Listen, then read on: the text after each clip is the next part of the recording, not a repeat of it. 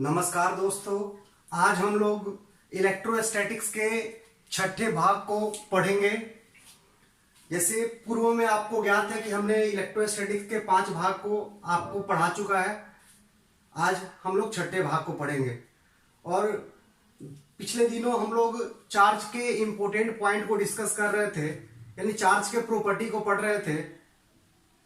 उसके रिगार्डिंग अभी और कुछ पॉइंट्स बचे हुए हैं। सबसे पहले हम उसे पढ़ते हैं, उसके बाद कूलम्ब्स लॉ को हम क्या करेंगे तो पढ़ेंगे। तो आइए सबसे पहले जो पॉइंट्स बचे हुए हैं उसको हम लोग क्या करें, पहले डिस्कस करें। 7 नंबर पॉइंट तक हम लोग कर चुके थे। आज हम लोग पॉइंट नंबर 8 को देखेंगे। देखिएगा दोस्तों क्या लिखा हुआ है। लिखा हुआ है similar nature of charge repel each other, यानी सिमिलर नेचर का चार्ज जो है ना एक दूसरे को रिपेल करता है। मतलब मैं बताता हूं, while dissimilar nature of charge attract each other, और वहीं डिसिमिलर नेचर का जो चार्ज होता है वह एक दूसरे को क्या करता है, अट्रैक्ट करता है। ठीक है, आगे और क्या लिखा हुआ है, but true test of charge is repulsion, यानी चार्ज का जो सही टेस्ट होता है, ट्रू टेस्ट होता है, वह रिपल्सन होता है, नॉट अट्रैक्शन, अट्रैक्शन नहीं होता है। आखिर हमने ये क्या लिख दिया है? तो आप पहले से ये जानते हो कि सिमिलर नेचर के चार्ज एक दूसरे को रिपेल करते हैं, जबकि डिसिमिलर नेचर के चार्ज एक दूसरे को अट्रैक्ट करते हैं। जैसा कि आप सबको ज्ञात है पहले से कि अगर एक पॉजिटिव चार्ज है और दूसरा पॉजिटिव चार्ज है, यानी एक प्लस दूसरे प्लस को क्या करता है, तो आपको पता है कि रिपेल करता है, यानी विकर्षित करता है। एक माइनस दूसरे माइनस को क्या करता है, तो रिपेल करता है, यानी विकर्षित करता है। क्योंकि ये और ये सिमिलर नेचर है, इन दोनों का नेचर क्या है, समान है, दोनों का दोनों पॉजिटिव है। और यहां पर क्या है, ये भी सिमिलर नेचर है, दोनों का दोनों क्या है, नेगेटिव है। तो इसके बारे में आपको पहले से ज्ञात है और आप पहले के क्लास में आप पढ़ चुके हो कि सिमिलर नेचर का चार्ज अगर होता है तो एक दूसरे को रिपेल करता है। इसमें कोई नई बात आपके लिए नहीं है।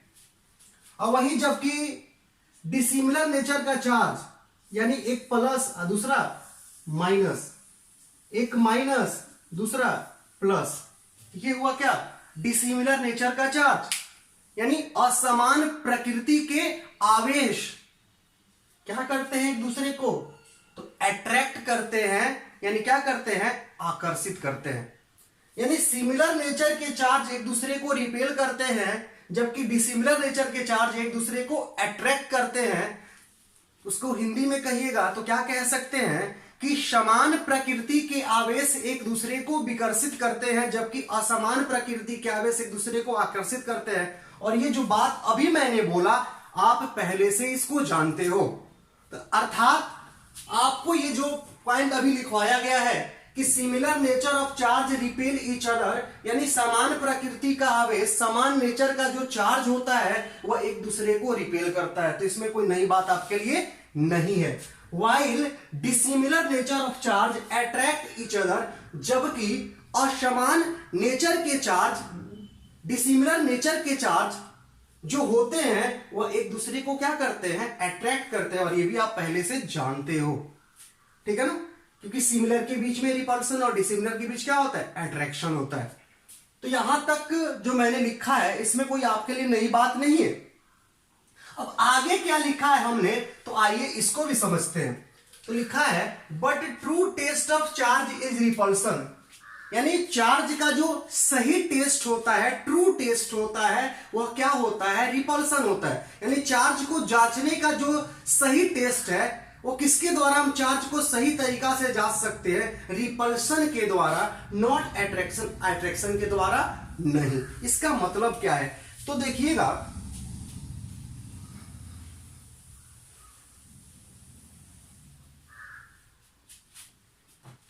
ये true test of charge is repulsion not attraction, इसका मतलब क्या है, मैंने क्या लिखना वहां पे चाहा है। तो अगर ये दो बॉडी है ठीक है ना।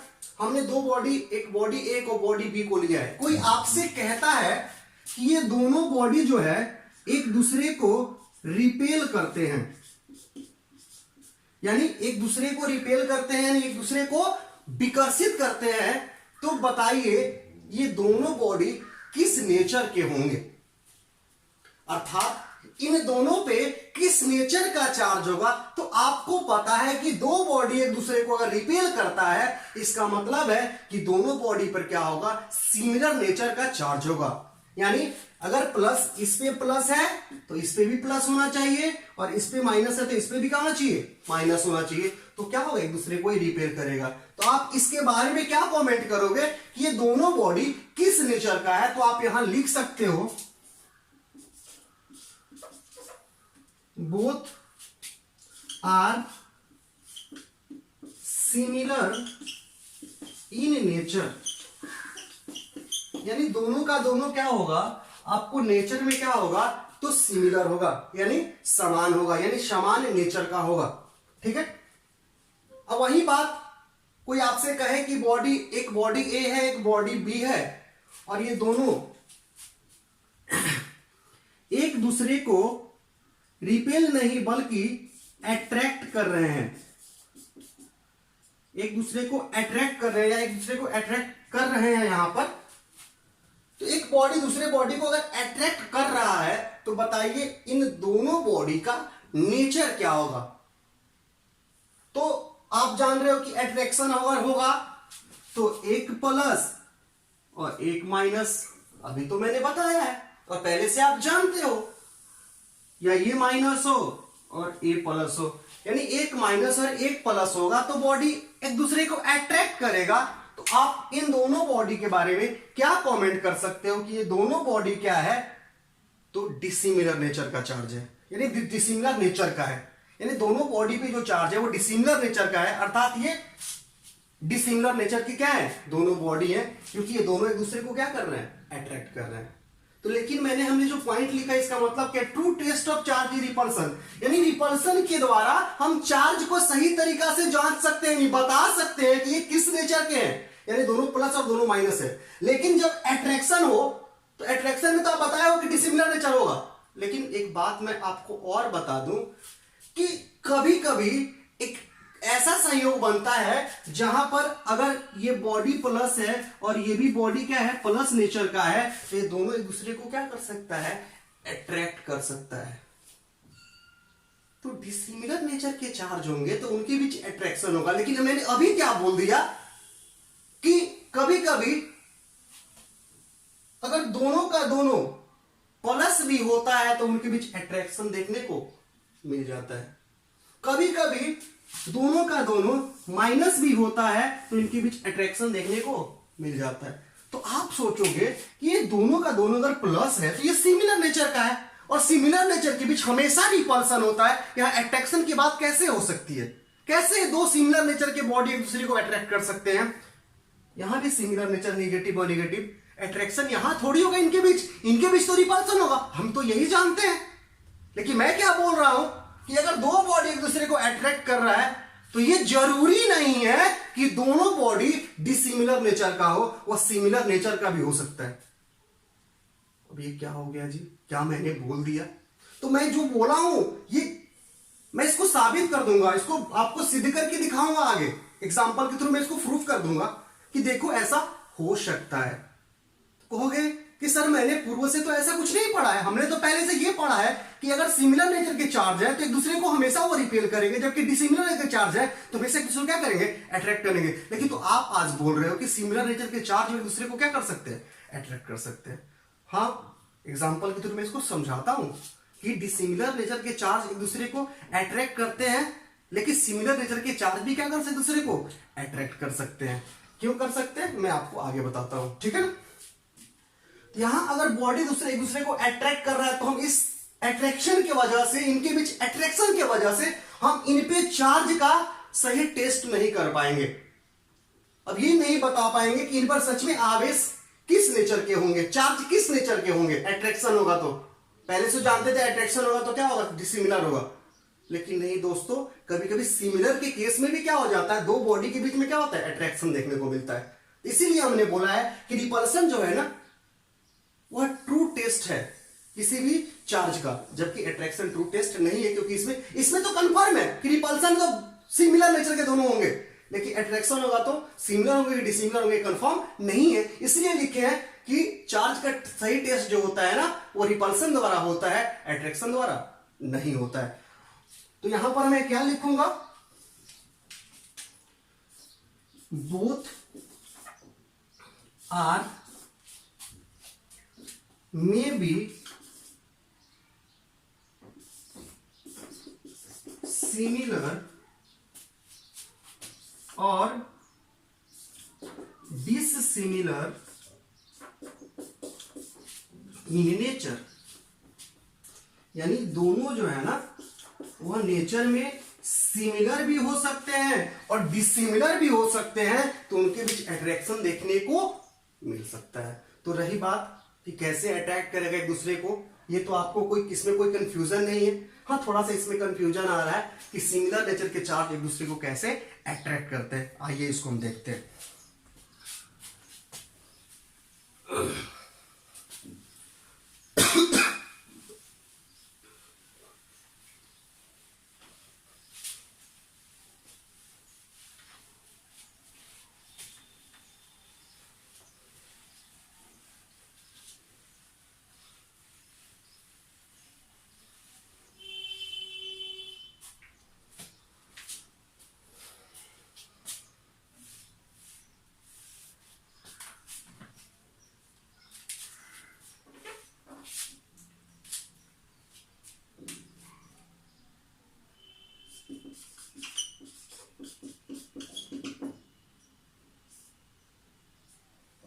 एग्जाम्पल देखते हैं। तो हमें देखना क्या है कि सिमिलर नेचर के चार्ज एक दूसरे को अट्रैक्ट किन परिस्थितियों में करते हैं, और करते हैं तो कैसे करते हैं। आइए इसको हम देखते हैं। एक बॉडी मैंने लिया जिसका नाम हम रख देता है ए, इसका नाम हमने क्या रख दिया, ए रख दिया। एक और बॉडी हमने लिया जिसका नाम हमने क्या रख लिया, बी। और मैं आपको बता दूं कि इसमें दोनों का दोनों जो बॉडी है वह पॉजिटिवली नेचर का बॉडी है, यानी दोनों पे पॉजिटिव नेचर का चार्ज है। इस पर भी है और ये भी पॉजिटिव नेचर का चार्ज है, यानी सिमिलर नेचर हो गया। और हमें बताना है कि सिमिलर नेचर के चार्ज एक दूसरे को अट्रैक्ट किन परिस्थितियों में करते हैं। क्या है वो परिस्थिति, क्या है वो कंडीशन, इसको हमें देखना है। मैंने तो लिखवाया है कि कर सकते हैं, तो कैसे कर सकते हैं मैं इसको बता रहा हूं। मान लिया जाए कि बॉडी ए जो है इस पर चार्ज है, लेकिन इस पे चार्ज कितना है तो 100 कूलम, और इस पर चार्ज कितना है तो इस पर आपको है 1 कूलम। और ये जो बॉडी है ये मेटल का बना हुआ है, ठीक है, ये मेटल है। और ये भी बॉडी आप मेटल कह सकते हो, कोई दिक्कत नहीं है, दोनों को मेटल कहिए। तो कहिएगा सर स्पेसिफिक बॉडी को क्यों चुन रहे हो, मेटल क्यों बोल रहे हो। तो हमने कहा बोला है कि सभी सिमिलर नेचर के चार्ज, सिमिलर नेचर के बॉडी एक दूसरे को अट्रैक्ट कर ही लेते हैं। हम थोड़ी बोले हैं, हम बोले हैं कि कर सकते हैं। तो विशिष्ट यहाँ मेटल लेने का मतलब है, हम नहीं कह रहे कि आप किसी भी प्रकार की बॉडी का हम नहीं बोले ऐसा नहीं बोले कि सिमिलर नेचर का चार्ज किसी बॉडी पे है तो हमेशा एक दूसरे को अट्रैक्ट करेगा। हमने तो ऐसा नहीं बोला है, ठीक है ना। हमने बोला है कि कर सकते, अट्रैक्ट कर सकते। तो उसके लिए मैंने यहाँ दोनों को क्या किया, मेटल मान लिया।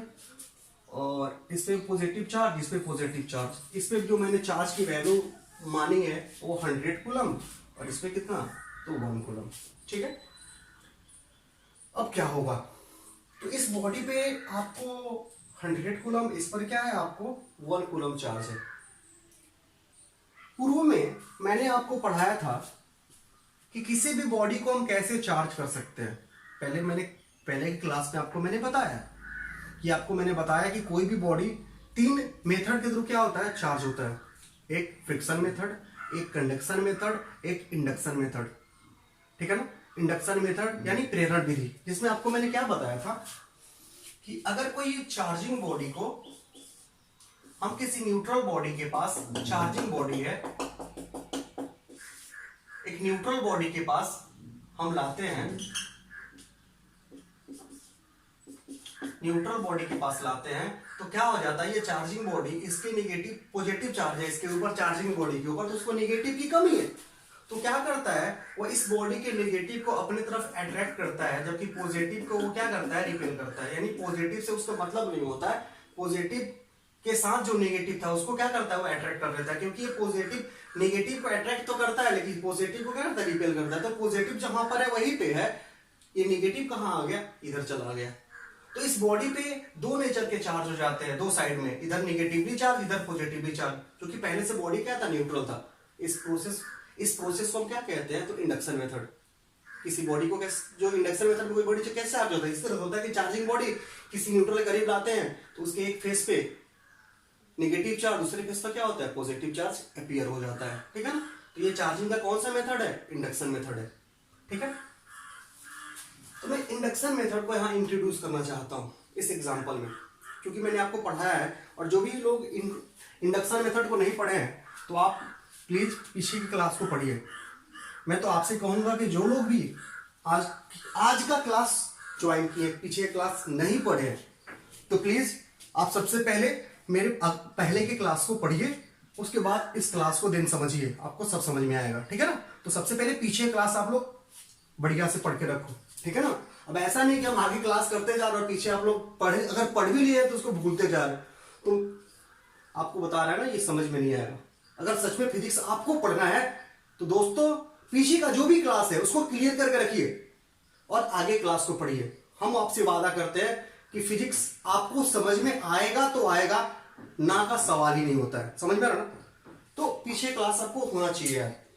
अब क्या है, इस पर भी चार्ज है, इस पर भी चार्ज है, इस पर भी पॉजिटिव चार्ज है, इस पर भी पॉजिटिव चार्ज है, तो दोनों के पास क्या है, इसके पास भी इलेक्ट्रॉन की कमी है और इसके पास भी इलेक्ट्रॉन की कमी है, क्योंकि ये भी इलेक्ट्रॉन लॉस किया है तब जाके पॉजिटिवली चार्ज हुआ है, ये भी इलेक्ट्रॉन लॉस किया है तो भी जो है पॉजिटिवली चार्ज हुआ है। लेकिन इस पर 1 कूलम पॉजिटिवली चार्ज है, इस पे हमने क्या माना है, 100 कूलम, मतलब ये भी इलेक्ट्रॉन लॉस किया है लेकिन ये कम संख्या में किया है, लेकिन इसने जो लॉस किया है वो बहुत ही अधिक संख्या में लॉस किया है, क्योंकि तभी तो इसमें 100 कूलम का पॉजिटिव चार्ज आया है।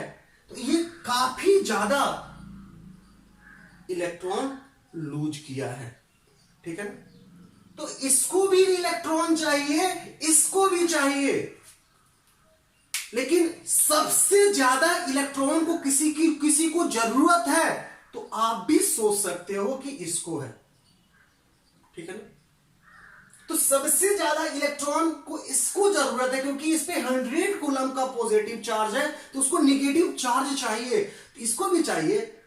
अगर मान लीजिए कोई नेगेटिव चार्ज यहां पर है,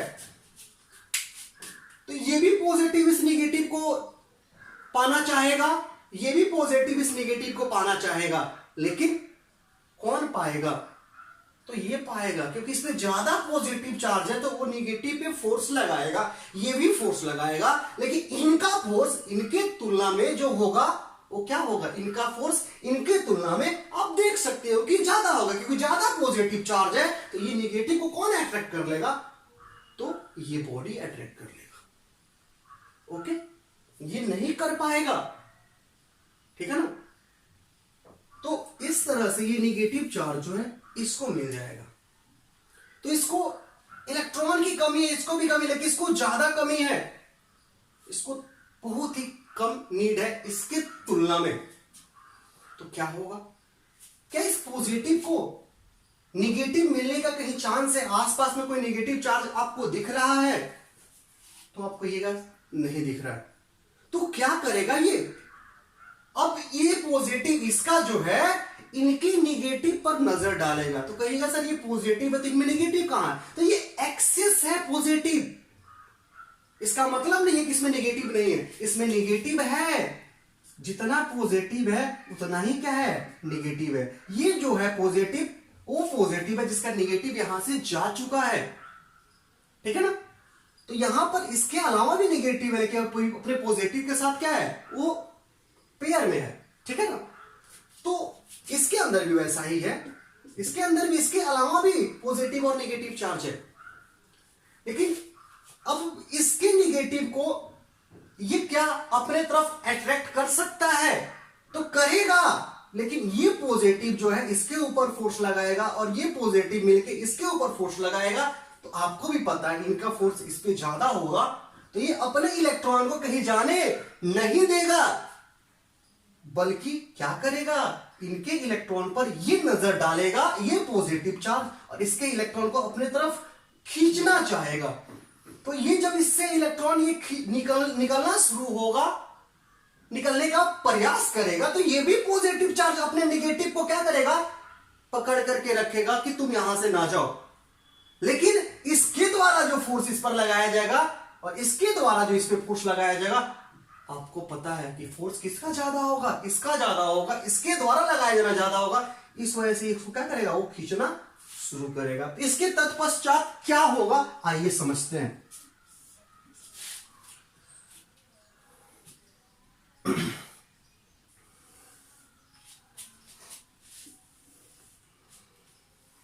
तो बॉडी ए था जी, और इस पर आपको जो पॉजिटिव चार्ज हमने लिया है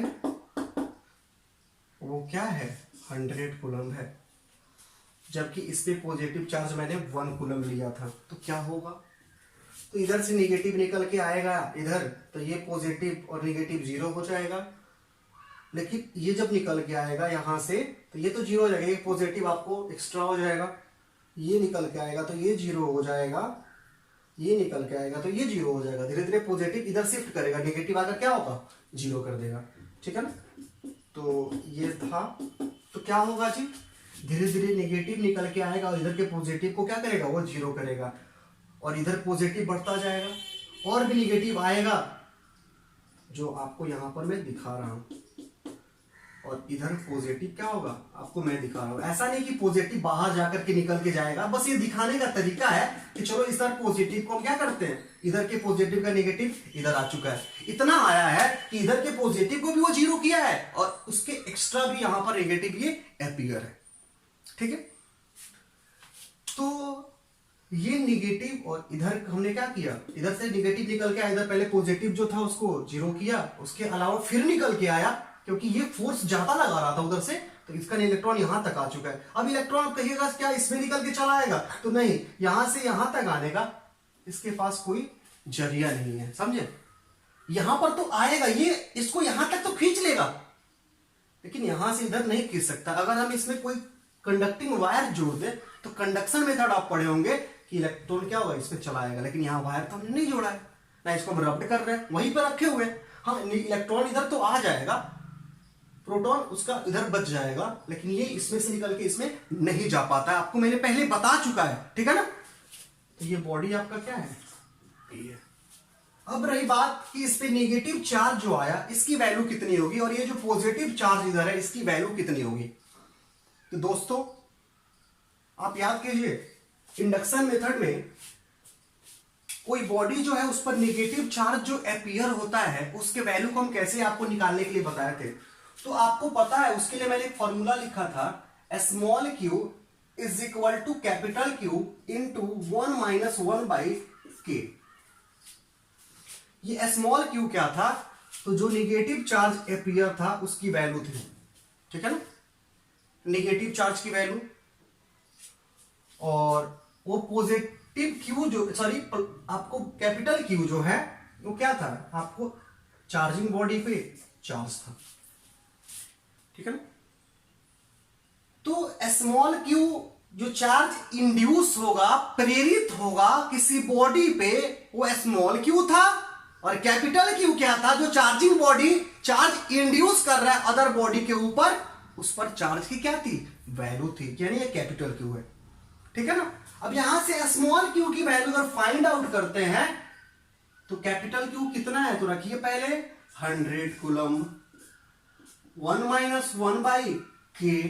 अब k की वैल्यू कितनी होगी, k के बारे में आपको मैंने बताया जब आपको पढ़ा रहा था इंडक्शन मेथड, वहां पे उसकी वैल्यू क्या होगी। ये k क्या है यहां पर, तो डाइलेक्ट्रिक कांस्टेंट है, और इसकी वैल्यू आपको मैंने बताया था, इस k की वैल्यू क्या होती है, तो इन्फिनिटी होती है। किसके लिए, तो मेटल के लिए। ठीक है ना, तो चूंकि हमने लिखा है यहां मेटल, तो इन्फिनिटी होगा k की वैल्यू। तो आपको 1/∞ जो होगा वो क्या हो जाएगा, आपको पता है क्या होता है? तो किसी भी चीज में, किसी भी वैल्यू में अगर इन्फिनिटी से डिवाइड करते हैं तो उसकी वैल्यू क्या हो जाती है? तो 0 हो जाती है। तो 100 कूलम 1 माइनस 1/∞ क्या हो जाएगा दोस्तों? तो 0 हो जाएगा। ठीक है ना?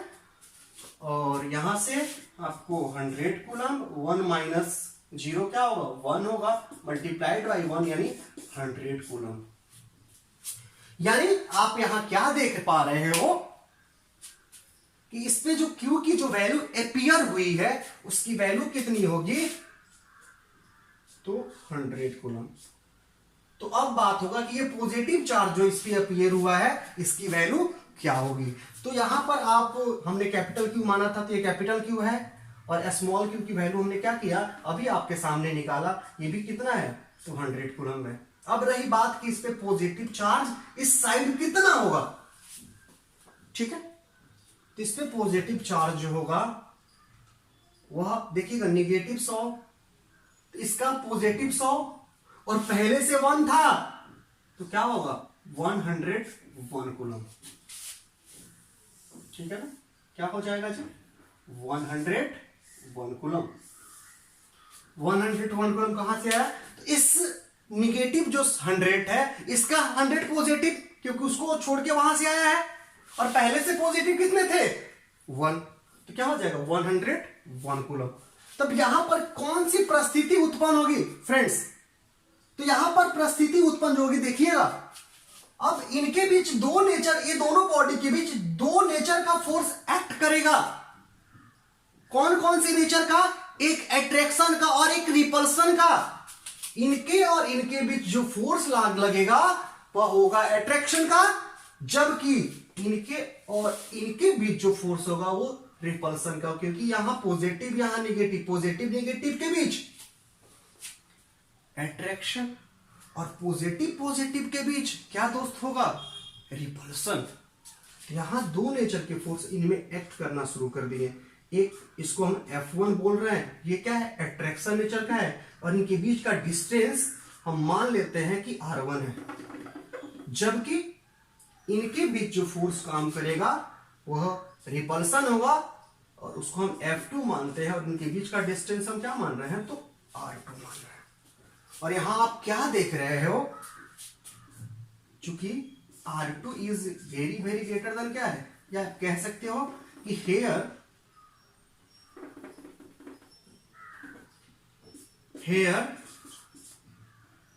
R2 is greater than R1।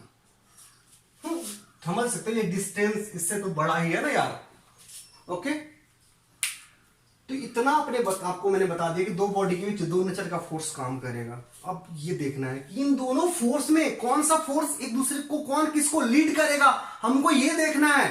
यानी किसकी वैल्यू किससे ज्यादा होगी। अगर यहां पर मैं ये साबित करने में कामयाब हो जाऊं कि यहां पर अट्रैक्शन रिपल्सन से ज्यादा है, तो इनके बीच अट्रैक्शन होगा। रिपल्सन अट्रैक्शन से ज्यादा है तो इनके बीच क्या होगा? रिपल्सन होगा। तो हमें ये क्या दिखाना है कि क्या F1 F2 से ग्रेटर हो सकता है? अगर होगा तो अट्रैक्शन, नहीं तो क्या होगा? रिपल्सन। आइए देखते हैं। तो दोस्तों, इस बात को कहने से पहले हमें एक नए टॉपिक को इंट्रोड्यूस करना पड़ेगा, क्योंकि अभी आपको मैंने वो टॉपिक नहीं पढ़ाया है, कूलम्ब्स लॉ। इसके बाद, जस्ट इसके बाद का क्लास क्या है? कूलम्ब्स लॉ का ही है। तो मैं कूलम्ब्स लॉ को थोड़ा सा आपके सामने इंट्रोड्यूस करता हूं थोड़ा सा। कूलम्ब्स लॉ क्या कहता है कि अगर दो पॉइंट चार्ज है, एक है Q1 और एक दूसरा है Q2, ये नेचर जो है ना, दोनों सिमिलर भी हो सकता है, डिसिमिलर भी हो सकता है, दोनों का दोनों प्लस, दोनों का दोनों माइनस, एक प्लस दूसरा माइनस भी हो सकता है। दो चार्ज पार्टिकल है। मैं कूलम्ब्स लॉ को इंट्रोड्यूस आगे करूंगा अच्छा से। अगर इनके बीच की दूरी कितनी है? R है, तो कूलम्ब साहब का कहना है कि इनके बीच जो फोर्स लगता है, चाहे वो अट्रैक्शन चाहे वो रिपल्सन, ठीक है ना, वह डायरेक्टली प्रोपोर्शनल होता है इन दोनों चार्ज के प्रोडक्ट के। यानी इन दोनों चार्ज का जो प्रोडक्ट है उसके ये जो फोर्स इनके बीच लगता है वो डायरेक्टली प्रोपोर्शनल होता है, जबकि इनके बीच लगने वाला फोर्स, इनके बीच की जो दूरी है, इनके बीच का जो डिस्टेंस है, उसके स्क्वायर के क्या होता है, इनवर्सली प्रोपोर्शनल होता है। ये हम नहीं कह रहे हैं, ये कूलम्ब साहब का कहना था कि अगर 2 पॉइंट चार्ज है तो उनके बीच लगने वाला जो फोर्स होता है वो डायरेक्टली प्रोपोर्शनल होता है दोनों चार्ज के मान के मल्टीप्लिकेशन के, और इनवर्सली प्रोपोर्शनल होता है इनके बीच के दूरी के स्क्वायर के।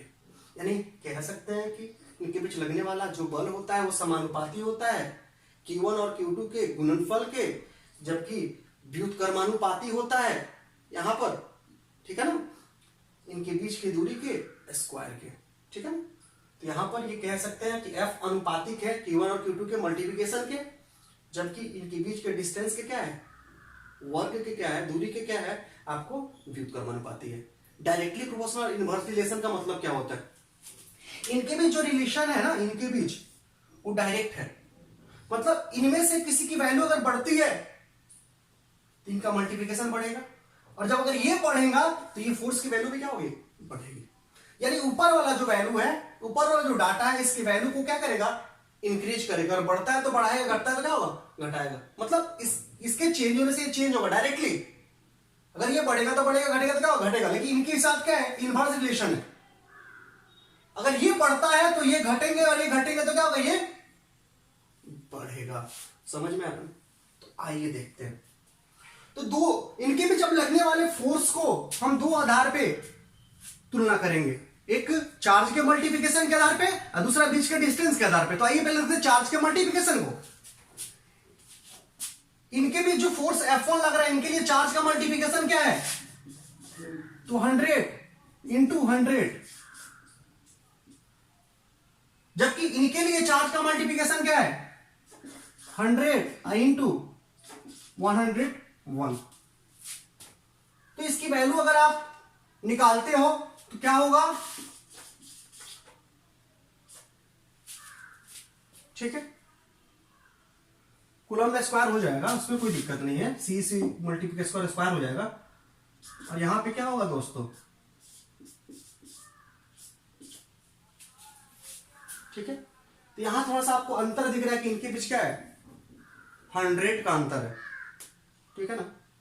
तो अंतर आपको दिख रहा है कि चार्ज का मल्टीप्लिकेशन क्या है, इतना इतना, तो 100 का डिफरेंस आपको दिख रहा है। तो इस आधार पे ये मल्टीप्लिकेशन ज्यादा है तो फोर्स इसका ज्यादा होना चाहिए, जबकि इसका कम है तो क्या चाहिए, कम होना चाहिए।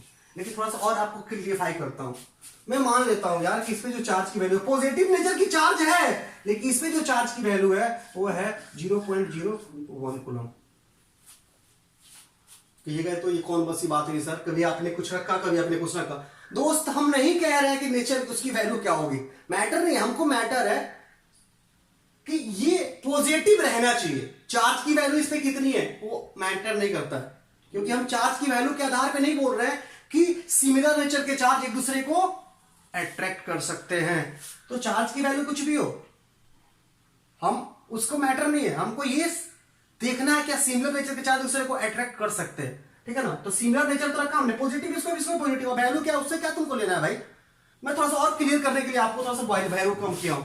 जब वैल्यू इस पे इतना होगा तो इस पे जो पॉजिटिव चार्ज जो लिखा जाएगा वो कितना लिखा जाएगा, तो 100 कूलम्ब इसका, 100 कूलम्ब आपको ये नेगेटिव का 100 और प्लस ये पहले से पॉजिटिव है तो 0.001 कूलम्ब। तो दोस्तों कितना हो जाएगा, तो इतना हो जाएगा। यानी इस पे जो चार्ज होगा आपको क्या होगा, 100,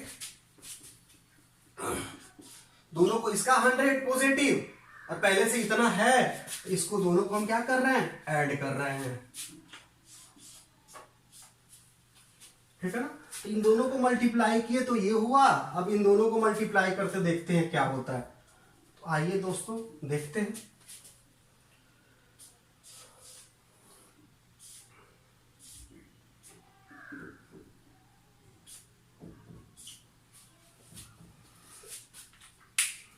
ठीक है, अब वहां आप लिख लीजिए, फिर इसकी वैल्यू आ जाएगी इतने, ठीक है ना। मल्टीप्लाई कर दीजिए आप, इसको मल्टीप्लाई करना है दोस्तों। तो 100 इधर का उधर का कितना 100.001 कूलम। तो कीजिएगा 2 को वहां उधर बैठा दीजिए, जीरो कैसे मल्टीप्लाई किए हैं भाई, उधर डबल जीरो बैठा दिए हैं मल्टीप्लाई के, पॉइंट के बाद 3 डिजिट्स है, तो 1 2 3 ये वैल्यू आई है। यहाँ पर जो वैल्यू आपको निकल करके आई वो कितनी है भैया, तो आपको इसकी वैल्यू जो निकल के ये है, तो कहिएगा अब इसमें आप डिफरेंस बताइए, इनमें कोई डिफरेंस रहा तो नहीं रहा, तो कहिएगा सर आपने कभी कुछ रखा कभी कुछ रखा, ऐसे तो नहीं होता है ना यार। तो हमको आपको नेचर बता रहे हैं यार कि नेचर सेम होना चाहिए, चार्ज की वैल्यू क्या है आपको क्या लेना देना है। हमने नहीं बोला कि हर एक सिमिलर नेचर की जो बॉडी है ना एक दूसरे को क्या करते हैं अट्रैक्ट करते हैं, हम उन्हें कर सकते हैं, तो एक विशेष परिस्थितियां होगी, इसलिए मैं इसकी वैल्यू को चेंज करूं, कोई दिक्कत आपको नहीं होनी चाहिए, ठीक है। तो अब इसको आप तुलना करो दोनों वैल्यूज को, क्या दिखेगा यार दोनों तो सेम ही है, अलग अलग कहाँ है, थोड़ा सा 0.1 का अंतर है, तो ये अंतर बड़ी अंतर नहीं है। तो यहां पर ये दोनों जो होंगे ना एक दूसरे के क्या होंगे बराबर होंगे, क्योंकि एक 0.1 का फर्क है लास्ट में, तो कोई मैटर आपके वैल्यू को ज्यादा डिफरेंस नहीं लाएगा, यानी सिमिलर है, दोनों वैल्यू बराबर है। यानी चार्ज के मल्टीप्लिकेशन के आधार पर अब हम ये डिसाइड नहीं करेंगे कि ये फोर्स ज्यादा है कि ये फोर्स ज्यादा है, बस इतना ही मेरा मतलब था, ठीक है ना। अब किस पे डिसाइड करेंगे जी, तो बीच के डिस्टेंस पे, क्योंकि कूलम्स लॉ आपको डिस्टेंस को भी क्या करता है अपने साथ रखता है, Q1 और Q2 ऊपर मल्टीप्लिकेशन और नीचे R², यानी अब क्या बचेगा हमारा, तो आइए चूंकि हम जानते हैं पहले से कि F जो है ना वो बीच की जो दूरी होते हैं दो चार्जेज के उनके स्क्वायर के क्या होता है इनवर्सली प्रोपोर्शनल होता है। मैंने ये कहां से लिखा,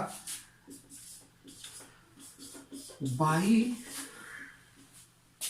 कूलम्स लॉ, ये मैंने कूलम्स लॉ से लिया और मैं आगे इसको पढ़ाने वाला भी आपको हूं, ठीक है ना। आइए इसलिए F जो है R² के इनवर्सली प्रोपोर्शनल है, तो ये F1 क्या होगा R1 के स्क्वायर के क्या होगा इनवर्सली प्रोपोर्शनल होगा। और यहां से हम प्रोपोर्शनलिटी का साइन अगर हटाते हैं तो क्या हो जाएगा कांस्टेंट आएगा, तो हम लिख सकते हैं K/R²। यहां जो हटाएंगे तो प्रोपोर्शनलिटी का साइन हटा के इक्विवेलेंट का साइन आएगा, यहां कांस्टेंट आएगा तो 1 गुने के क्या हो जाएगा K हो जाएगा, K/R², ठीक है। तो यहां से आपको ये हुआ, आगे बढ़ता है, थोड़ा सा जगह की कमी है दोस्तों, थोड़ा सा मैनेज किया जाएगा इसी में, ठीक है। तो अगला जो मेरा बात होगा एंड हम क्या लिखेंगे F2 के लिए, F2 R2 के स्क्वायर के इनवर्सली प्रोपोर्शनल होगा, और यहां से हटाएंगे साइन, कांस्टेंट आएगा प्रोपोर्शनल साइन है तो K बटा क्या हो जाएगा, यहां पर सॉरी यहां क्या होगा आपको, यहां R1 का स्क्वायर यहां R1 का स्क्वायर हो जाएगा, और यहां पर जो स्क्वायर होगा आपका R2 का स्क्वायर F2 R2 का होगा, हटाएंगे कांस्टेंट आएगा K बटा R2 का स्क्वायर, ठीक है ना। हम इसको इक्वेशन फर्स्ट मान लेते हैं, इसको क्या करते हैं इक्वेशन सेकंड मान लेते हैं। उसके बाद क्या करते हैं operate first divided by second, यानी हम क्या कर रहे हैं इक्वेशन फर्स्ट को सेकंड से डिवाइड कर रहे हैं। तो आइए डिवाइड करते हैं इक्वेशन फर्स्ट को सेकंड से, तो क्या होगा जी F1 बट्टा F2 is equal to K बट्टा R1 का स्क्वायर बट्टा K बट्टा R2 का स्क्वायर। अब यहां से K कट जाएगा और इसको आप पलट लीजिए तो क्या हो जाएगा R2 का स्क्वायर बट्टा R1 का स्क्वायर। कोई दिक्कत, यहां तक कोई दिक्कत नहीं है, थोड़ा सा आगे बढ़ते हैं दोस्तों। आप 3 में 2 से डिवाइड कीजिए तो कितना आएगा वैल्यू 1.5। 4 में 3 से 1.33। 5 में 4 से क्या हो जाएगा 1 2 5। ठीक है, 1 10 2। ठीक है, और आगे बढ़ता हूं मैं। अगर आप उल्टा कीजिए 2 में 3 से डिवाइड कीजिए, ठीक है ना, तो कितना हो जाएगा 0.66। 2 में 3 से 3 में क्या कीजिए आप 4 से डिवाइड कीजिए तो 0.7 अप्रोक्स कुछ आएगा। और आगे चलिए 4 में 5 से डिवाइड कीजिए तो 0.8। तो कहिएगा सर क्या सिखा रहे हो आप हमें, बताओ। डिवीजन तो हमको आता है सर, वो सिखाने की क्या जरूरत है आपको। दोस्तों आपको डिवीजन सिखा नहीं रहा हूं, ठीक है ना, हम आपको डिवीजन ही सिखा रहे हैं। क्या बता रहे हैं जी, इसकी वैल्यू को देखिए, ऊपर ग्रेटर है नीचे उससे लेस है, ऊपर ग्रेटर नीचे लेस, ग्रेटर लेस। इसका जो वैल्यू निकल के आ रहा है वो क्या है, सभी वैल्यू 1 से ग्रेटर है ना। यहां क्या देख रहे हैं कि ऊपर कम है नीचे ज्यादा है, ऊपर कम नीचे ज्यादा, नीचे ऊपर कम नीचे ज्यादा। तो इसकी जो वैल्यू यहां पर निकल के आई है वो 1 से क्या है, कम है। तो दोस्तों जब कभी भी नोमिनेटर की वैल्यू डिनोमिनेटर से क्या होती है, ज्यादा होती है, तो उसकी वैल्यू क्या होगी, हमेशा 1 से ग्रेटर होगी। यानी अंश की वैल्यू हर से अगर ज्यादा होगी तो उसकी वैल्यू हमेशा 1 से ग्रेटर होगी।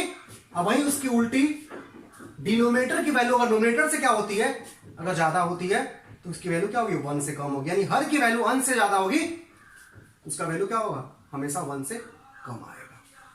तो आइए देखते हैं R2 का स्क्वायर बाई R1 का स्क्वायर। यहां R2 बड़ा है R1 से, यानी ऊपर का स्क्वायर जो है ना नीचे के स्क्वायर से ज्यादा है और बहुत ज्यादा है। स्क्वायर करेंगे तो और ज्यादा बढ़ जाएगा। यहां पर ऊपर की स्क्वायर जो वैल्यू है नीचे की वैल्यू से ज्यादा होगी, अर्थात हम कह सकते हैं ये 1 से क्या होगा, बड़ा होगा।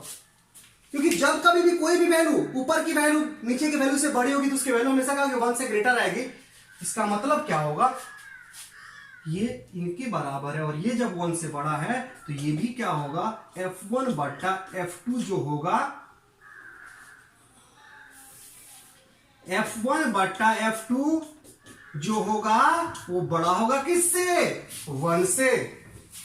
ठीक है, और इसको आप थोड़ा सा क्रॉस कर लो, इधर इसको भेजो तो क्या होगा, F1 is greater than F2।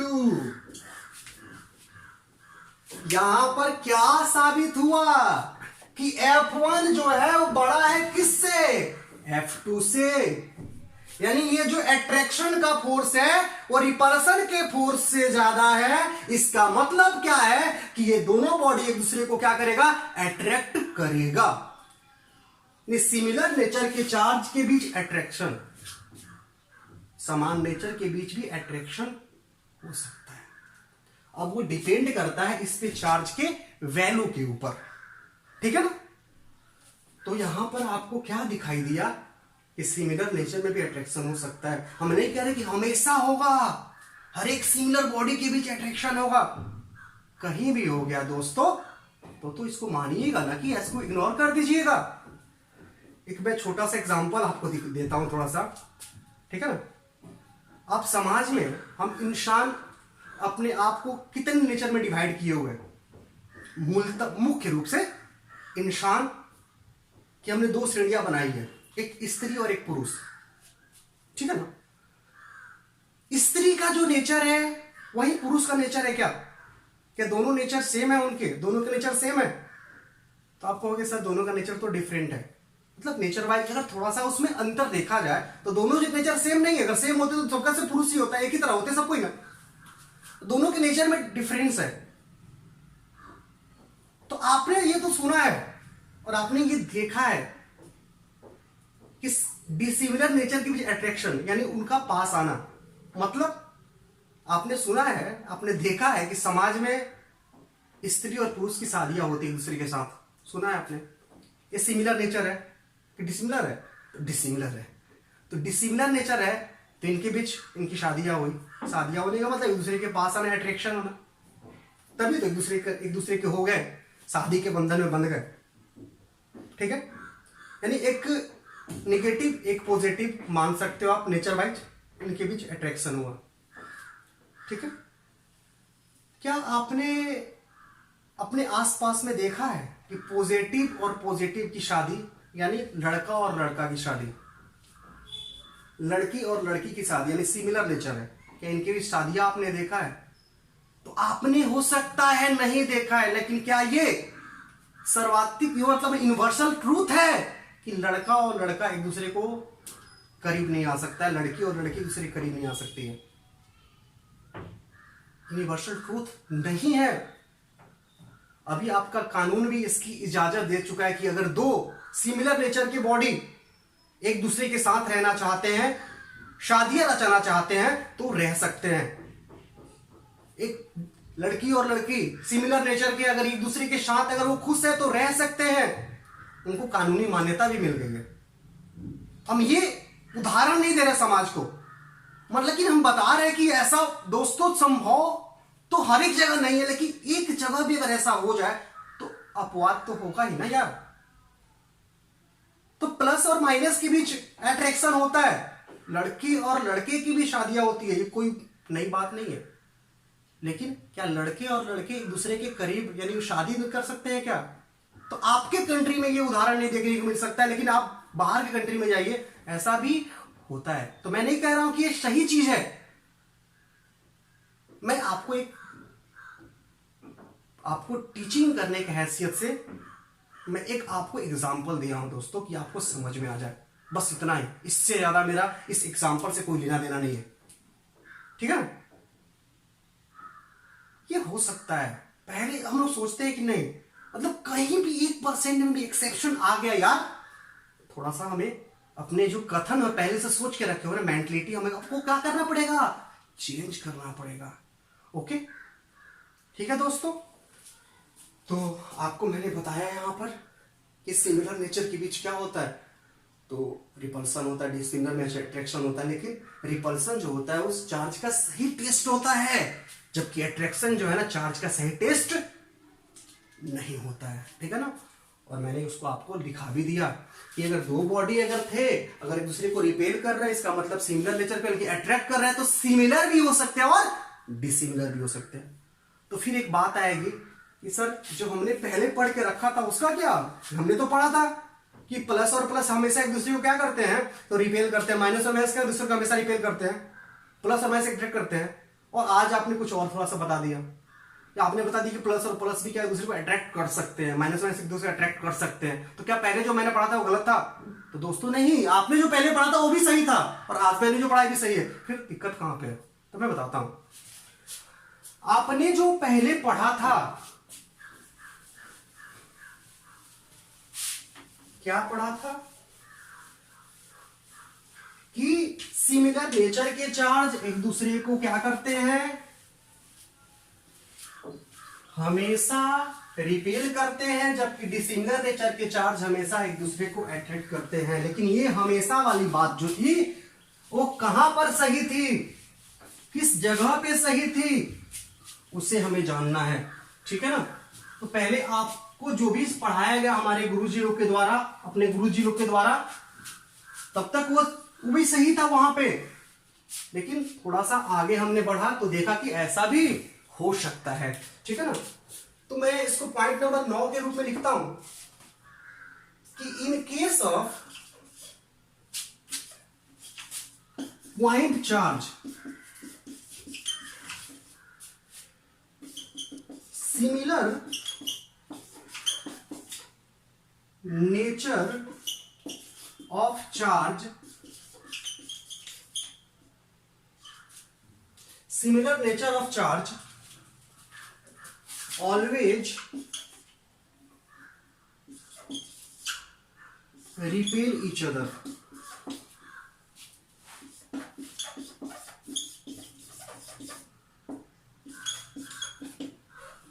and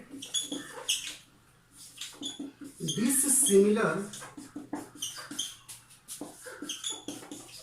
nature of charge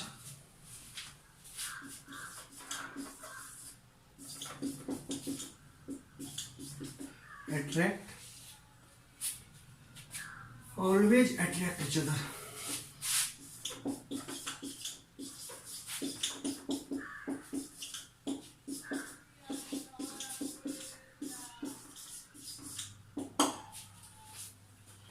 ये मैंने क्या लिख दिया कि in case of point charge similar nature of charge always repel each other, यानी सिमिलर नेचर के चार्ज हमेशा एक दूसरे को रिपेल करते हैं, विकर्षित करते हैं। लेकिन पहले लिखा था अट्रैक्शन भी हो सकता है, आकर्षण भी उनके बीच हो सकता है, लेकिन वो जो था वो वहां पर हमने पॉइंट चार्ज का जिक्र नहीं किया था। और मैंने जो बॉडी बनाया था वो छोटा सा बॉडी नहीं बनाया था, बड़ा बॉडी लिया था। समझ में आ रहा ना? तो ये स्पेशल किसके लिए है? जो आपने पहले से पढ़ के रखा है, वो केवल और केवल पॉइंट चार्ज के लिए है, ठीक है ना? ये पॉइंट चार्ज के केस में जो आप पहले से पढ़ के रखे वही सही है। देखिए जब बॉडी बड़ा हम जब लेते हैं ना, हम क्या छोटे बॉडी है, आप छोटे बॉडी हो, क्या हम जरूरी है कि और पॉइंट चार्ज को ही पढ़ेंगे, पॉइंट ऑब्जेक्ट को ही पढ़ेंगे, बड़े बॉडी को नहीं पढ़ेंगे? तो बड़े बॉडी के केस में हमने जो बताया वैसा हो सकता है, होता है, और छोटे बॉडी के केस में क्या होता है, यानी पॉइंट ऑब्जेक्ट के केस में, पॉइंट ऑब्जेक्ट के केस में ऐसा देखने को मिलता है। यानी जो पहले आपने पढ़ा पॉइंट ले क्या था, सही था।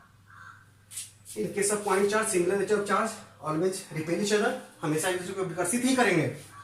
Dissimilar charge always attract each other, और असमान प्रकृति हमेशा क्या करेंगे, आकर्षित करेंगे हमेशा। क्यों? क्योंकि पॉइंट चार्ज का जिक्र हो रहा है। यानी मान लीजिए ये प्लस है, ये पॉइंट, एक पॉइंट चार्ज है जिसपे चार्ज प्लस है, और दूसरा पॉइंट चार्ज है इस पर भी प्लस है। हो सकता है कि इस पर 100 कूलम हो और इस पर क्या हो, 0.0001 कूलम हो। अब क्या इनके बीच अट्रैक्शन हो सकता है? पहले मैंने दिखाया बड़ा बॉडी लेके, लेकिन इनके बीच नहीं हो सकता। क्यों नहीं हो सकता? क्योंकि यहां क्या होगा देखिएगा, वहां मैंने उनके अट्रैक्शन में मैंने इंडक्शन मेथड का इस्तेमाल किया था, ठीक है ना? तो क्या यहां भी इंडक्शन मेथड होगा? तो ये प्लस ज्यादा है और ये कम है, तो ये इसके माइनस को अपनी तरफ खींचना चाहेगा, लेकिन क्या इसके प्लस से वो अलग हो पाएगा? ये माइनस इसका, प्लस माइनस प्लस माइनस, ये एक्स्ट्रा वाला प्लस है। इसके अलावा ये जो पेयर में है वो है, इसको ज्यादा निगेटिव की जरूरत है। क्या ये इसके निगेटिव को अपनी तरफ खींच पाएगा? तो खींचेगा, लेकिन ये बॉडी ही छोटा सा है, बहुत ही छोटा सा। क्या इसमें दोनों पॉजिटिव और नेगेटिव एक दूसरे से अलग हो पाएंगे? नहीं हो पाएंगे। तो क्या प्लस और प्लस के बीच और प्लस और माइनस के बीच के डिस्टेंस चेंज होगा? तो नहीं होगा, लेकिन पहले में चेंज हो चुका था। यहां डिस्टेंस क्या है, दोनों के बीच सेम है। डिस्टेंस के आधार पर इसके पहले मैंने आपको कंपेयर किया कि F1 F2 से क्या है, ग्रेटर है, लेकिन डिस्टेंस ही चेंज नहीं हो रहा है, ठीक है ना? तो यहां पर हमेशा क्या होगा, रिपल्सन होगा। समझे? इस केस में जो आपने पहले पढ़ा था वो केवल पॉइंट चार्ज के लिए था, पॉइंट ऑब्जेक्ट के लिए था, ठीक है ना? तो पहले भी आपने जो पढ़ा वो गलत नहीं था, वो भी सही है, लेकिन एक स्पेशल उसके साथ क्या जुड़ गया, पॉइंट चार्ज। ठीक है दोस्तों, आज का क्लास इतना ही। आगे मैं फिर आपको आगे के इंट्रोड्यूस करूंगा इसके एक और प्रॉपर्टीज के बारे में, एक और पॉइंट्स के बारे में। वो पॉइंट्स होगा चार्ज डेंसिटी। इसके बाद हम चार्ज डेंसिटी पढ़ेंगे, उसके जस्ट अगला क्लास हमारा क्या होगा, यानी उसी में हो सकता है कि हम आपको अगले टॉपिक को भी शामिल कर लें, कूलम्ब्स लॉ। ठीक है ना?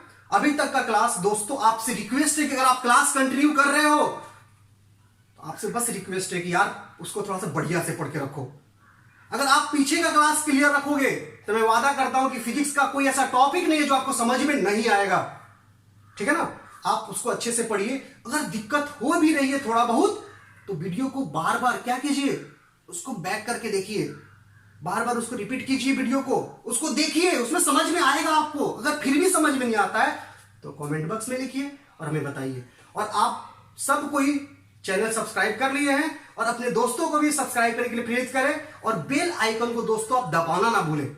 सब्सक्राइब कर भी लिए हैं तो बेल आइकन को दबाना ना भूलें, क्योंकि बेल आइकन जब तक नहीं दबाइएगा तब तक मेरे नए वीडियो का नोटिफिकेशन आपको नहीं मिलेगा।